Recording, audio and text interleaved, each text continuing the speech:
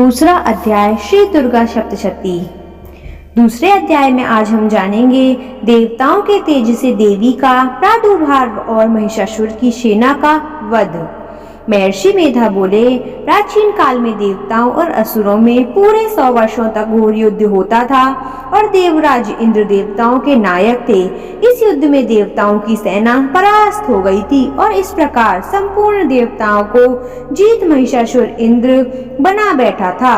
युद्ध के पश्चात हारे हुए देवता प्रजापति श्री ब्रह्मा और उनको साथ लेकर उस स्थान पर पहुँचे जहाँ पर श्री भगवान विराजमान थे। देवताओं ने अपनी हार का सारा वृतांत भगवान श्री विष्णु और शंकर जी से कह सुनाया। वह कहने लगे, हे प्रभु, महिषासुर सूर्य, चंद्रमा, इंद्र, अग्नि, वायु, यम, वरुण तथा अन्य देवताओं के सब अधिकार छीनकर सबका अधिष्ठाता स्वयं बन बैठा है। उसने समस्त देवताओं को स्वर्ग से निकाल दिया है। वह मनुष्य की पृथ्वी पर विचार रहे हैं। दैत्यों की सारी करतूत हमने आपको सुना दी है और आपकी शरण में इसलिए आए हैं कि आप उनके वध का कोई उपाय सोचें। देवताओं की बातें सुनकर भगवान श्री विष्णु और शंकर जी को दैत्यों पर बड़ा गुस्सा आया।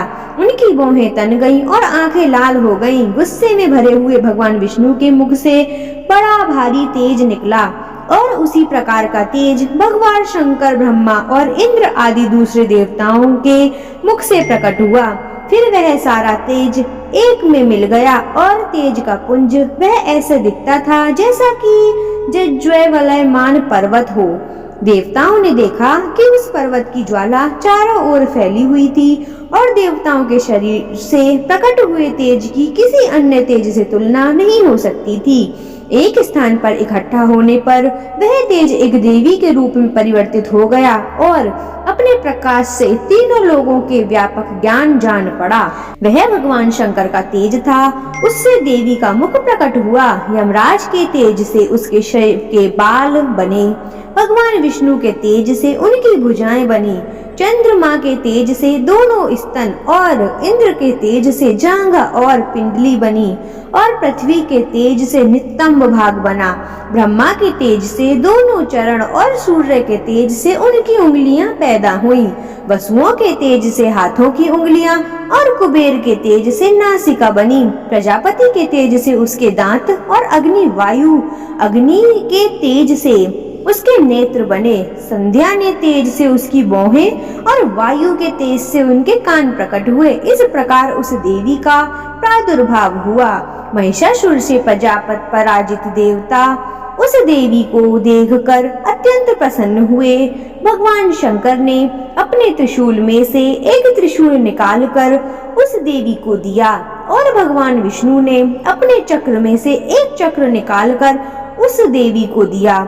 वरुण ने अपने चक्र में से एक चक्र निकालकर उस देवी को दिया। वरुण ने देवी को शंख भेंट किया। अग्नि ने इसे शक्ति दी। वायु ने उन्हें धनुष और बाण दिया। सहस्त्र नेत्रों वाले श्री देवराज इंद्र ने उन्हें अपने व्रज में उत्पन्न करके व्रज दिया और ऐरावत हाथी का घंटा उतार कर देवी को भेंट किया। यमराज ने उसे काल दंड से एक दंड दिया। वरुण ने उसे पाश दिया। प्रजापति ने उस देवी को स्फटिक की माला दी और ब्रह्मा जी ने उसे कमंडलू दिया। सूर्य ने देवी के समस्त रोमों में अपनी किरणों का तेज भर दिया। काल ने उसे चमकती हुई ढाल और तलवार दी और उज्जवल हार और दिव्य वस्त्र उसे भेंट किए और इनके साथ ही उसने दिव्य चूड़ामणि दी। 2 कुंडल कंकड़, उज्जवल अर्धचंद्र, बाहों के लिए बाजूबंद, चरणों के लिए नुपुर, गले के लिए सुंदर हसली और उंगलियों के लिए रत्नों की बनी हुई अंगूठियां उसे दी। विश्वकर्मा ने उनको फरसा दिया और उसके साथ ही कई प्रकार के अस्त्र और अभेद्य कवच दिए और इसके अतिरिक्त उसने कभी ना कुम्हलाने वाले सुंदर कमलों की मालाएं भेंट करी। समुद्र ने सुंदर कमल का फूल भेंट किया। हिमालय ने सवारी के लिए सिंह और तरह तरह के रत्न देवी को भेंट किए। यक्षराज कुबेर ने मधु से भरा हुआ पात्र और शेषनाग ने उन्हें बहुमूल्य मणियों से विभूतियां नागाहार भेंट की। इसी तरह दूसरे देवी देवताओं ने भी उन्हें आभूषण और अस्त्र देकर उनका सम्मान किया।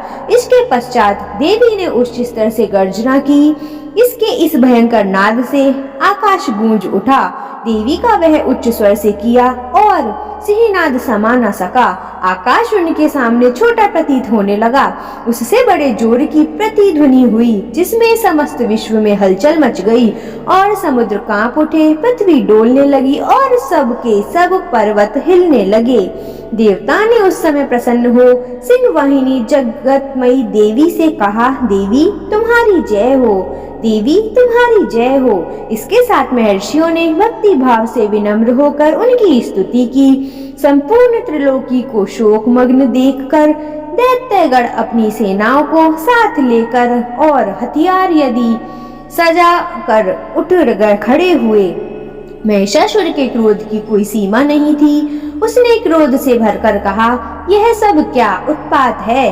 फिर वह अपनी सेना के साथ उस ओर दौड़ा जिस ओर से भयंकर नाद का शब्द सुनाई दिया था और आगे पहुंचकर उसने देवी को देखा, जो कि अपनी प्रभा से तीनों लोगों को प्रकाशित कर रही थी। उसके चरणों के भार से पृथ्वी दबी हुई थी। माथे पे मुकुट से आकाश में एक रेखा सी बन रही थी और उनके धनुष की टंकोर से सब लोग क्षुब्ध हो रहे थे। देवी अपने सहस्त्रनाव भुजाओं को संपूर्ण दिशाओं में फैलाए खड़ी थी। इसके पश्चात उनका दैत्य के साथ युद्ध छिड़ गया और कई प्रकार के अस्त्र शस्त्रों से सब की सब दिशाएं उद्वासित होने लगी। महिषासुर की सेना का सेनापति चिंचुर नामक एक महान असुर था। वह आगे बढ़कर देवी के साथ युद्ध करने लगा और दूसरे दैत्यों की चतुर्गड़ी सेना साथ लेकर चामर की लड़ने लगा और 60,000 महारथियों को लेकर उदंग नामक महादैत्य आकर युद्ध करने लगा और महाहनु नामक असुर 1 करोड़ रथियों को लेकर असीलोमा नामक असुर 5 करोड़ सैनिक को साथ लेकर युद्ध करने लगा।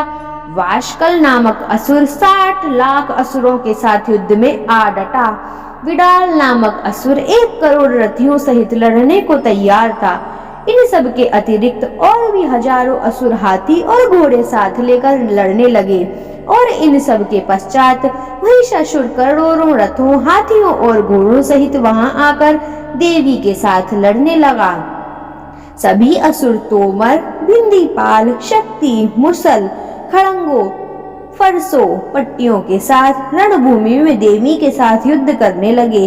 कई शक्तियां फेंकने लगी और कोई अन्य शस्त्राती। इसके पश्चात सब दैत्य अपनी अपनी तलवारें हाथों में लेकर देवी की ओर दौड़े और उसे मार डालने का उद्योग करने लगे। मगर देवी ने क्रोध में भरकर खेल ही खेल में उनके सब शस्त्रों को काट दिया। इसके पश्चात ऋषियों और देवताओं ने देवी की स्तुति आरंभ कर दी और वह प्रसन्न होकर असुरों के शरीर पर अस्त्र शस्त्र की वर्षा करती रही।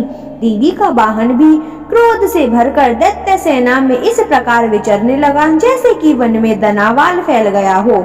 युद्ध करती हुई देवी ने क्रोध में भर जितने श्वासों को छोड़ा वह तुरंत ही सैकड़ों हजारों गणों के रूप में परिवर्तित हो गए।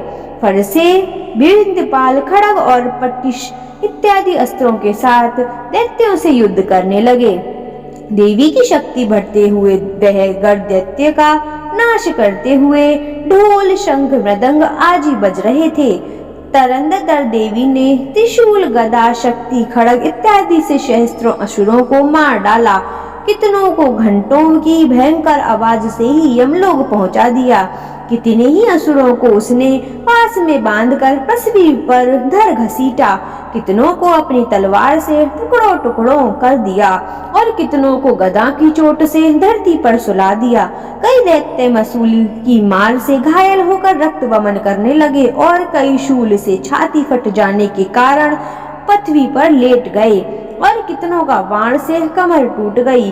देवताओं को पीड़ा देने वाले दैत्य कट कट कर मरने लगे। कितनों की बाहें अलग हो गईं, कितनों की ग्रीवाएं फट गईं, कितनों के सर कटकर दूर भूमि पर लुढ़क गए। कितनों के शरीर बीच से कट गए और कितनों की जांघें फट गईं और वह पृथ्वी पर गिर पड़े। कितने ही सिरों व पैरों के कटने पर भी भूमि पर से उठ खड़े हुए और शस्त्र हाथ में लेकर देवी से लड़ने लगे और कई दैत्यगण भूमि में बाजों की ध्वनि के साथ नाच रहे थे। कई असुर जिनके सर कट चुके थे बिना सर के धड़ से ही हाथ में शस्त्र लिए हुए लड़ रहे थे। दैत्य रह रहकर ठहरो ठहरो कहते हुए देवी को युद्ध के लिए ललकार रहे थे। यहाँ पर यह घोर संग्राम हुआ था। वहाँ की भूमि रथ, हाथी, घोड़े और असुरों की लाशों से भर गई थी और असुर सेना के बीच में रक्तपात होने के कारण रुधिर की नदियां बह रही थीं। और इस तरह देवी ने असुरों की विशाल सेना को क्षण भर में इस तरह से नष्ट कर डाला जैसे तृण काष्ठ के बड़े समूह को अग्नि नष्ट कर डालती है।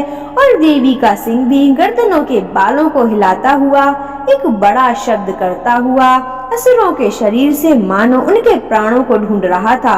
वहां देवी के गण ने जब दैत्यों के साथ युद्ध किया तो देवताओं ने प्रसन्न होकर आकाश से उन पर पुष्प वर्षा की।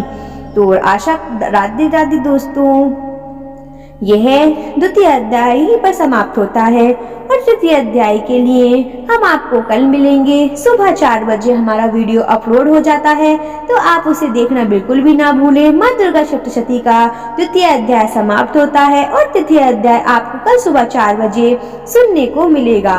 तो इस अध्याय को जरूर श्रवण करें। राधे राधे दोस्तों, मिलते हैं आपको कल सुबह।